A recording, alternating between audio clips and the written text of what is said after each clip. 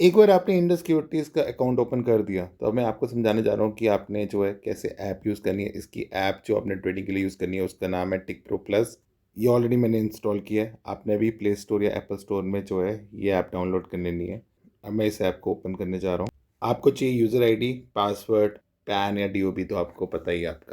ये जैसे ही आप अकाउंट ओपन करोगे ये आपको जो है आपकी मेल पे आ जाएगा। अब मैं इसमें लॉगिन कर लेता हूँ, सिंस मेरा ऑलरेडी इसमें अकाउंट है। एक बार आपने अकाउंट में लॉगिन कर लिया तो ये ऐसे इंटरफेस आपको दिखेगा। अगर टॉप पे 3 लाइनों को क्लिक कर दो, अगर आपने जो अकाउंट में पैसे डालने हैं, अपने फंड्स में चले जाना है, वहाँ पे ऐड फंड्स का ऑप्शन आएगा।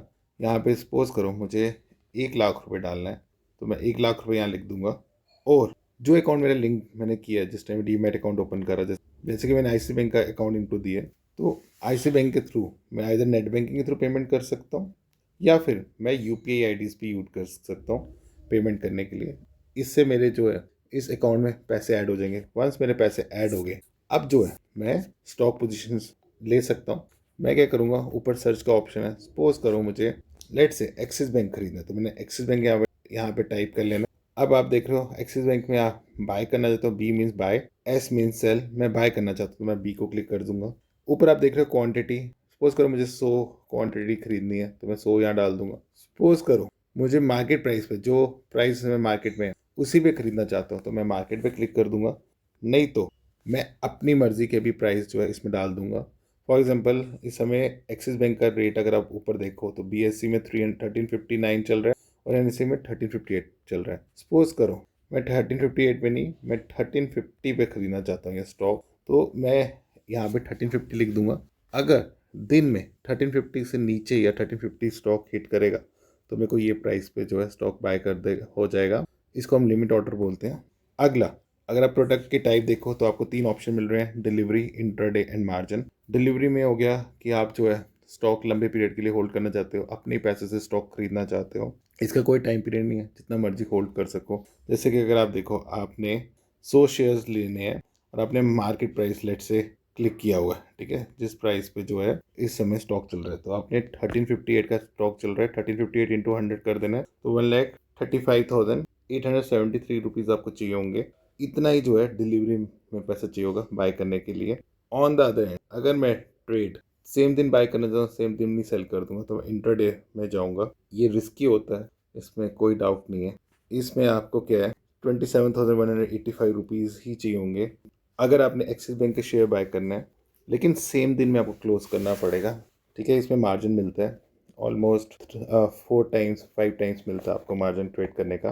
रिस्की इसलिए होता है अगर मैं 3 या सवा 3 तक अपनी पोजीशन नहीं काटी तो ब्रोकर आपका जो है ये पोजीशन काट देगा, तो इंट्राडे थोड़ा रिस्की ट्रेड होता है। मार्जिन की बात करूँ तो मार्जिन में आप स्टॉक जो है 4 या 5 दिन तक होल्ड कर सकते हो, लेकिन चौथे दिन या 5वें दिन आपको जो है पैसा डालना पड़ेगा। जैसे कि आप देख रहे हो अगर 1,35,000 के करीब एक्सिस बैंक में डालना है 100 शेयर खरीदने के लिए, आपको मार्जिन चाहिए 29,902 अगर आप मार्जिन ट्रेडिंग करते हो।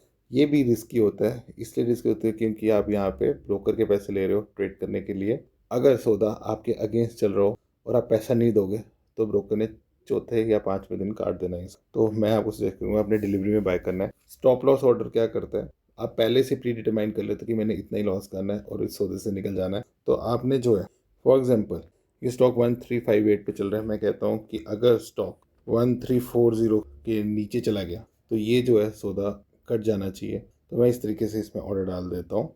लेकिन इसकी वैलिडिटी सिर्फ दिन की होती है, आपको रोज़ जो है स्टॉप लॉस लगाना पड़ सकता है और इसके अलावा और कुछ नहीं है। बस आपने बाय किया तो ये जो है आप शेयर बाय कर लोगे। उसी तरीके से आपने अब बाय कर लिया हुआ है, अब आप सेल करना चाहते हो, सपोज करो आपको प्रॉफिट हो रहा हो, तो आपने सेम ही तरीका फॉलो करना है। अगेन क्वांटिटी लिख लेना है। अब आपने डिसाइड करना है मार्केट प्राइस पे सेल करना चाहते हो या लिमिट ऑर्डर पे सेल करना चाहते हो। लिमिट ऑर्डर पे सेल में क्या है, आप 1358 पे शेयर चल रहा है, मैं 1360 पे सेल करना चाहूँगा तो 1360 लिख दोगे, ये लिमिट ऑर्डर है कि आपके मर्जी के प्राइस से जो है सेल होगा स्टॉक। और वैसे आप अगर आपने डिलीवरी में स्टॉक लिया तो डिलीवरी में जो है सेल करोगे, अगर सेम दिन है तो इंटरडे में सेल करोगे, और अगर मार्जिन में लिए तो मार्जिन में सेल करोगे। इस पे भी अगर आप इंटरडे ट्रेडिंग कर रहे हो तो स्टॉप लॉस लगा सकते हो, और वैलिडिटी को ऐसे ही रहना है, डे पे ही रखना है, और सेल दबाना है तो सेल हो जाएगा। तो ये सॉफ्टवेयर काफ़ी ईजी है, अगर आप इस सॉफ्टवेयर को और जानना चाहते हो, सपोज़ करो मुझे एक्सिस बैंक का चार्ट देख, तो आपने एक्सिस बैंक को क्लिक किया, अब देखो यहाँ पे चार्ट आ रहा होगा, तो आप जो है इसके बेस पे जो है चार्ट भी व्यू कर सकते हो। आप 1 मिनट का चार्ट देख सकते हो, 2 मिनट का, 3 मिनट का, 4 minute, 5 minute, 10 minute, 15 minute, 25 minute, घंटे के हिसाब से भी आप चार्ट देख सकते हो। 1 घंटे का देखना चाहते हो, 2 घंटे का, 3 घंटे का, 4 घंटे का, 1 दिन का चार्ट देखना चाहते हो, 1 वीक का, 1 मंथ का, सारे ऑप्शंस अवेलेबल हैं। चार्ट भी इनबिल्ट हैं। तो ये कॉम्प्रिहेंसिव जो है ट्रेडिंग एप्लीकेशन है, ईज़ी टू यूज़ है। आप जो है जब इसमें अकाउंट ओपन कर लोगे कि आपको ऐप मिल जाएगी। तो आई होप आपको ये वीडियो समझ में आया होगा, ये ऐप समझ में आ गई होगी। Very easy to use. Thank you.